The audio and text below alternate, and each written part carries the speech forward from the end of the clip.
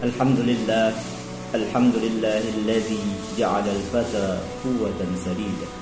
Wassalatu wassalamu ala imamil ummah wa ala alihi wa sahbihi man walah, amma ba'd. Puji syukur kehadirat Allah, salawat dan salam kepada Sayyidina Muhammad sallallahu alaihi wasallam. Allahumma shalli ala Sayyidina Muhammad. Pada kesempatan hari ini kita coba membahas pengertian sejarah tentang zakat, baik itu zakat fitrah dan zakat mal. Bismillah. Zakat syariat dalam Islam yang hukumnya fardhu ain. Syariat zakat dari sejarahnya mulai dilaksanakan, mulai diwajibkan pada tahun 2 Hijriah. Kalau disebutkan tahun 2 Hijriah, berarti Nabi Muhammad sudah berada di Madinah. 13 tahun Islam berkembang di tanah suci Mekah. Belum ada syariat yang diwajibkan, tapi di Mekah hanya diwajibkan seorang muslim mengenal Tuhannya, meyakini keimanan-keimanannya, iman kepada hari akhirnya, iman kepada Allah, iman kepada Rasul. Ini suatu pembelajaran dalam Islam bahwa kuatkan dulu fondasi dirinya, kuatkan dulu keyakinannya, yakin dulu dia dengan surga dan neraka. Setelah dia yakin dengan surga dan neraka, maka apapun syariat yang akan diwajibkan, maka dia akan tetap teguh untuk bisa melaksanakannya.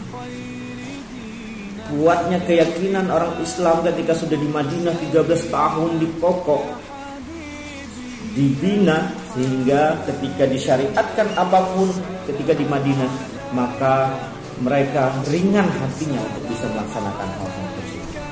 Termasuk dengan zakat.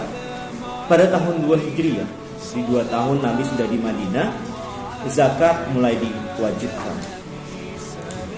Dan sejarah zakat ketika Nabi Muhammad sallallahu alaihi wasallam meninggal dunia, ada segelintir orang-orang yang enggan membayar zakat karena menganggap zakat hanya berlaku ketika adanya Nabi Muhammad sallallahu alaihi wasallam.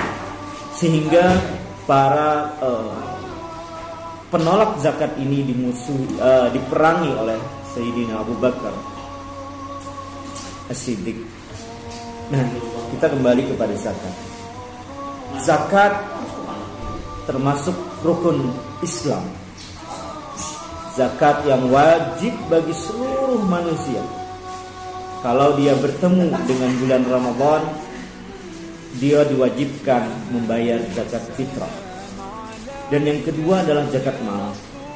Zakat mal adalah zakat yang tergantung kepada hartanya. Sampai enggak dia nisabnya, sampai enggak dia haulnya. Itu sekilas tentang 2 macam zakat yang diwajibkan. Kita kembali.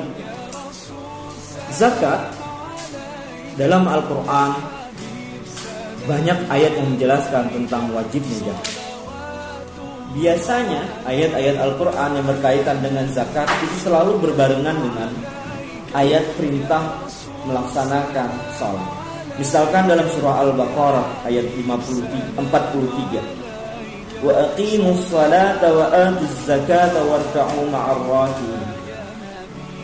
Aqimu yang disebut dengan fi'il amar, perintah. Maka dalam kaidah fikih, apabila ada perintah, maka itu menjadikan hukum menjadi wajib dilaksanakan. Aqimus shalah, laksanakanlah zakat. Aqimus shalah, laksanakanlah salat. Wa atuz zakah, dan tunaikanlah zakat. Warka'u ma'ar raki'in, dan rukuklah beserta orang-orang yang rukuk.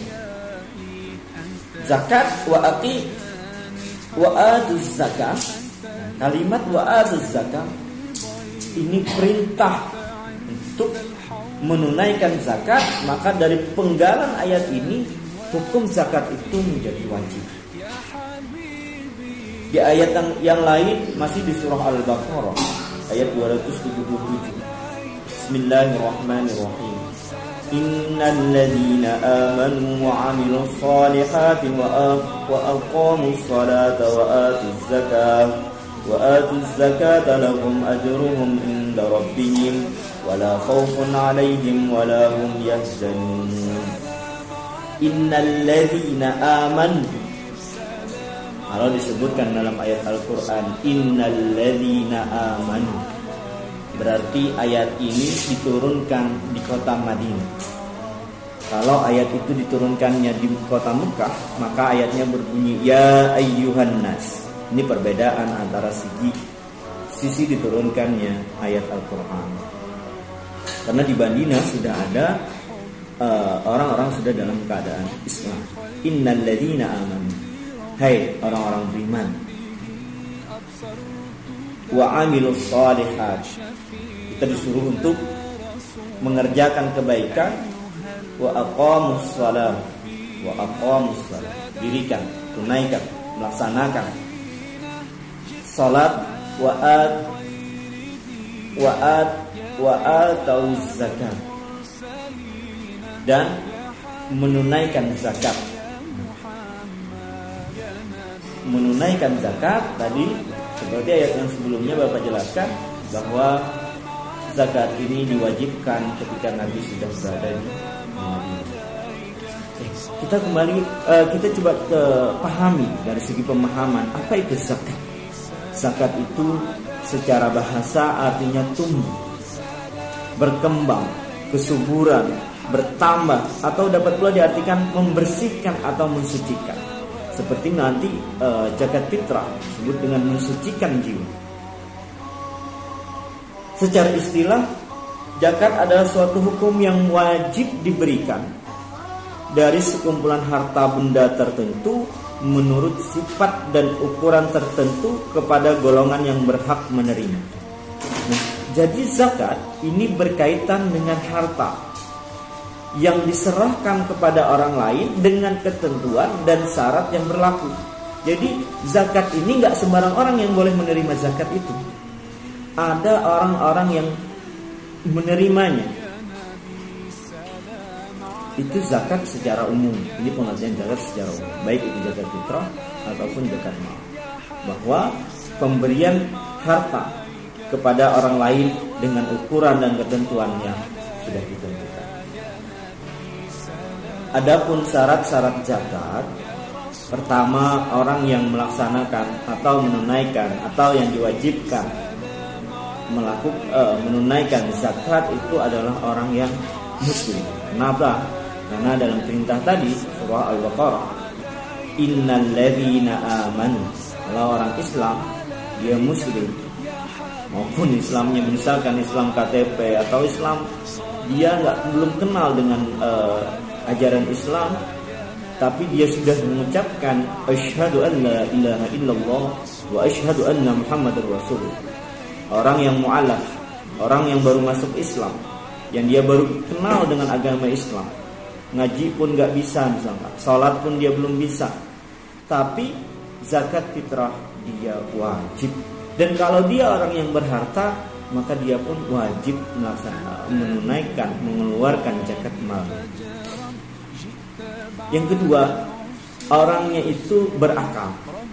Jadi kalau orang yang kaya raya tapi dia belum berakal itu maksudnya normal orangnya, maka dia tidak diwajibkan menunaikan zakat. Selanjutnya, orang yang diwajibkan itu adalah orang yang baligh. Ada anak artis yang dia dari kecil sudah kaya raya. Siapa misalkan? Rapatar misalkan. Dan lain-lain, anak Raffi Ahmad, iya nggak ya? Rapatar. Oke, dia udah punya uang sekitar berapa ratus juta di masa kecil ya, karena dia udah jago berakting di dunia entertainment misalkan. Punya uang dia, tapi karena dia belum balik, maka dia tidak diwajibkan mengeluarkan zakat malnya. Memiliki harta yang sampai nisabnya menjadi dalam ukuran mengeluarkan zakat mal, itu ada ketentuan berapa batasan seseorang yang memiliki harta itu wajib mengeluarkan hartanya. Oke, nanti coba kita bahas di selanjutnya. Berapa sih takaran atau batasan orang itu diwajibkan mengeluarkan zakat? Kepemilikan hartanya telah mencapai haul. Nah, yang disebut dengan haul, biasanya kita orang di tempat kita berhaul. Haul itu sesuatu yang sudah sampai setahun. Jadi kalau dimulai usahanya dari bulan Syawal, nanti ketemu bulan Syawal, itu namanya haul.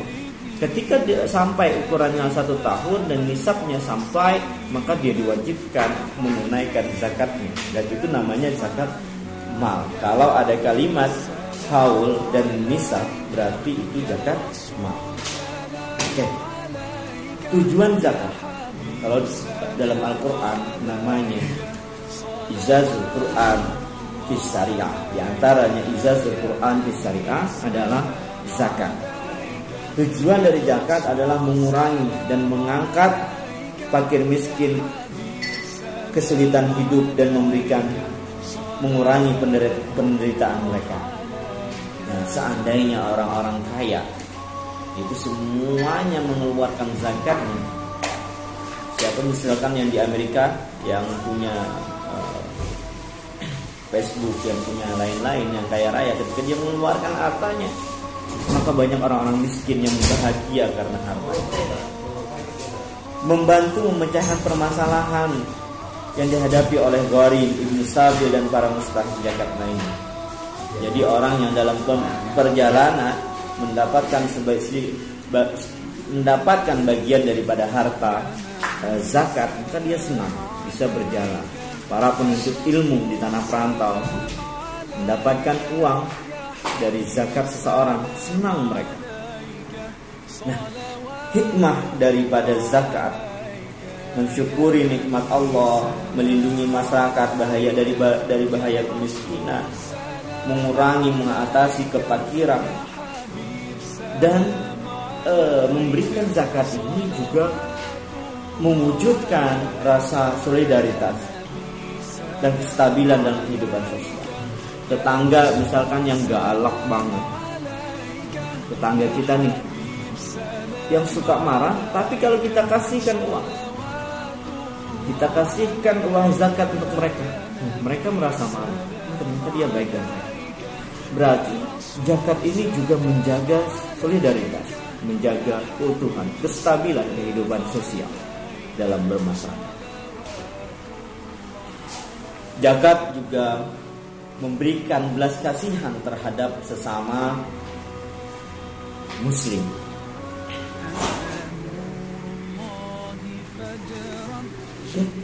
Kita masuk kepada pembahasan apa itu zakat fitrah.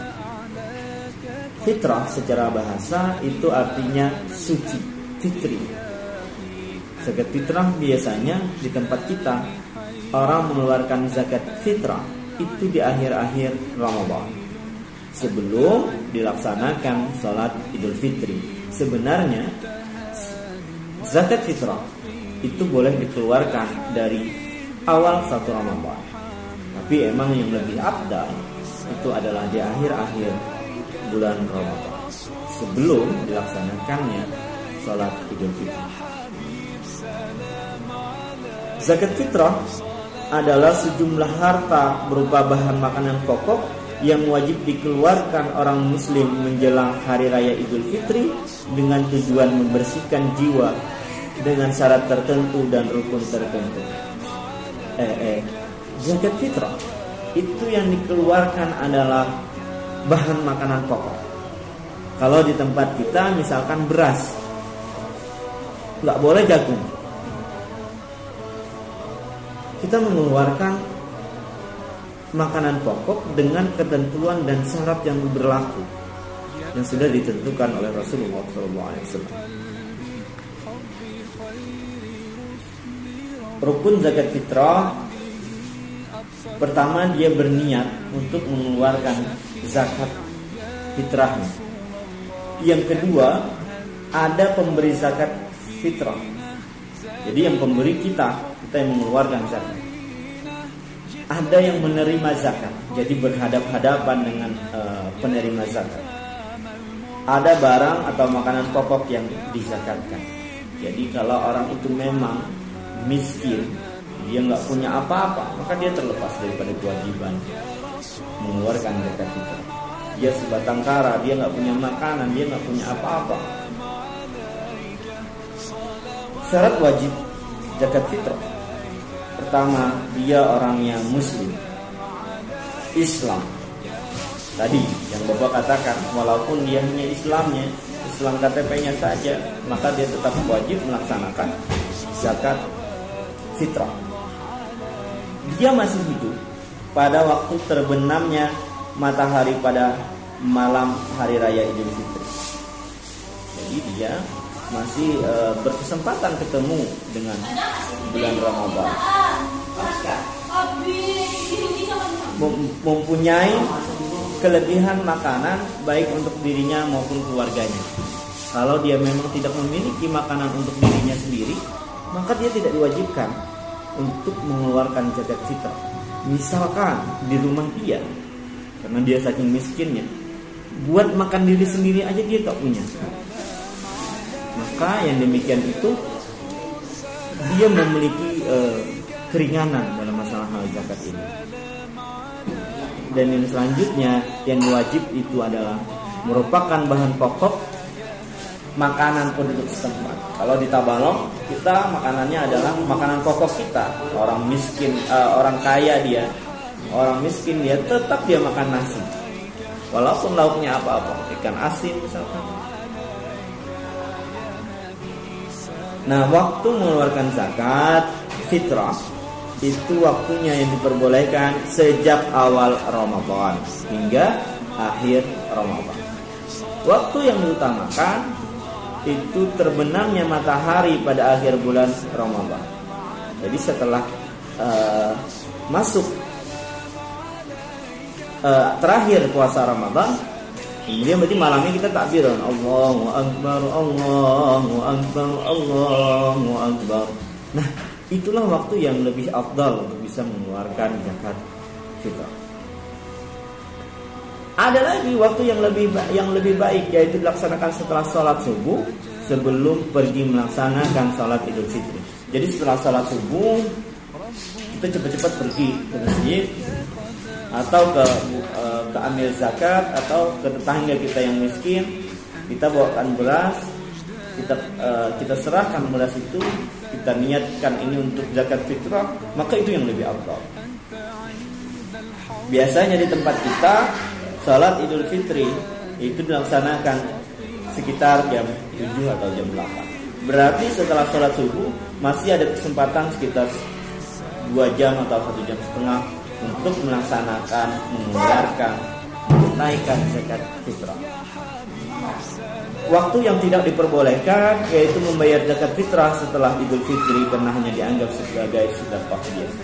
Jadi mengeluarkan apapun, mengeluarkan beras, bahan pokok sesuai dengan takaran zakat fitrah, tapi kalau waktunya sudah habis, maka itu dihitung bukan lagi zakat fitrah, tapi hanya sekedar sedekah.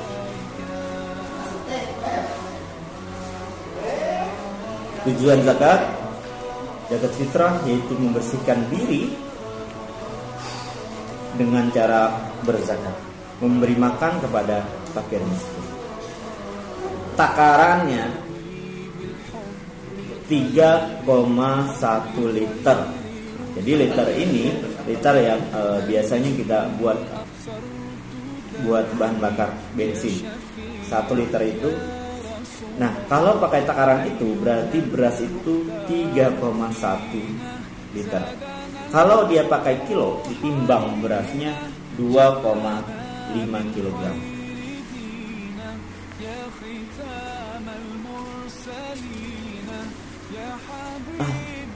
Kira-kira ini yang dapat Bapak sampaikan dalam masalah hal zakat fitrah. Nanti kita lanjutkan dengan pembahasan zakat mal apa yang disebut dengan zakat mal dan lain-lain. Karena pembahasan zakat merupakan pembahasan fikih yang sangat lebar pembahasannya, apalagi pembahasan tentang zakat mal, pembahasan yang luar biasa. Perlu banyak yang kita ingat mengenai nisab-nisabnya, hitung-hitungannya dan lain-lain. Kira-kira ini yang dapat Bapak sampaikan. Wallahu muwaffiq illa aqwamit thoriq. Assalamualaikum warahmatullahi wabarakatuh. Waalaikumsalam.